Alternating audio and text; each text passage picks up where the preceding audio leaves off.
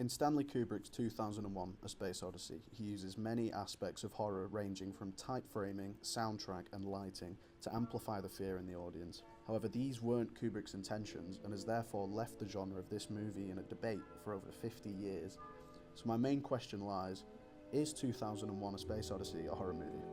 Let's start with arguably the scariest device used in 2001, soundtrack, or even the absence of soundtrack. Kubrick uses throughout the film an array of soothing orchestral music to generate ease in the viewers.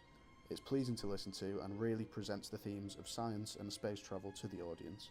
However, in heavy contrast, he also includes audio like this.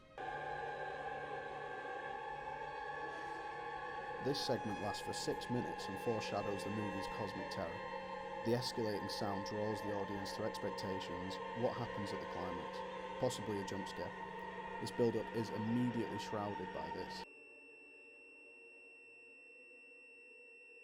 Kubrick uses the method of dissonance in this sequence as a common music device used in horror.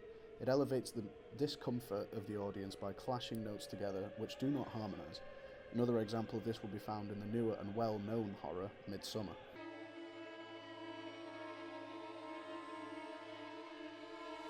These notions are well known to composers of thriller/horror movie soundtracks, whose music is aimed at scaring spectators and creating a sense of dread or creepiness.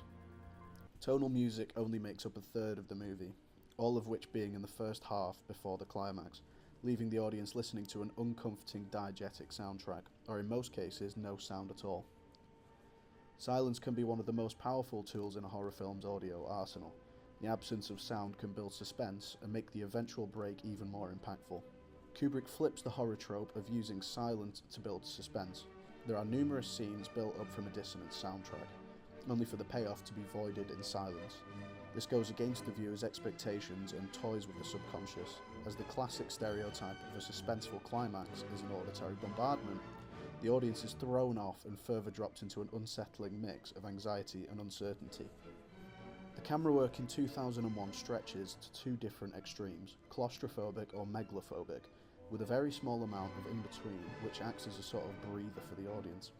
Kubrick's methods of framing keep the audience in close with the characters as they go through unknown horrors in the movie, intentionally holding context from the viewer and placing us in the unknowing perspective of David Bowman. When anxiety is not without a frame, the question arises if it is not the frame itself which the anxiety is situated. Claustrophobic framing has dominated the cinematography of thousands of horror films over the years. It is a staple device which intentionally keeps the viewer from on-screen information. Stanley Kubrick has used this method to amplify the physical tightness of the mise-en-scène, alongside its horror utilisation of withholding context, a main example being the helmet shot. In direct contrast, the film also uses a lot of megalophobic cinematography, leaving the audience out in the open, exposed to the vastness of space and the pure scale of the surrounding environment, be it the spaceship or the void itself. If you remove anything that your character could use to protect themselves, and your scenes will be all the more terrifying.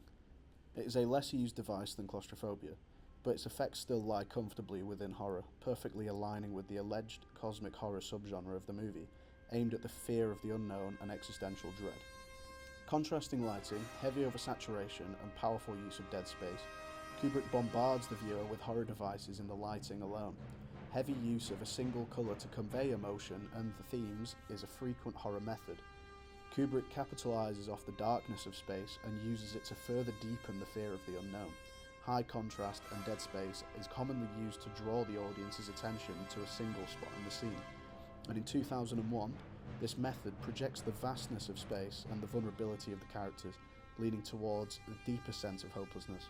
His most well-known palette is his surreal and oversaturated use of a high-contrast red, as seen in the furniture, Howl's Eye, the data center, and even in the experimental segment at the end of the movie. This same oversaturation can be best compared to Mandy. Kubrick mixes his colour choices with a very bright colour selection, again used to draw the audience back into a false sense of security. 2001 has inspired a number of horror films which are well known today, such as Annihilation and Alien, both using the same horror methodology and devices that Kubrick made popular with this revolutionary hit. In my opinion, The Space Odyssey is a horror movie. However, there is too much supporting evidence on both sides to draw a conclusion.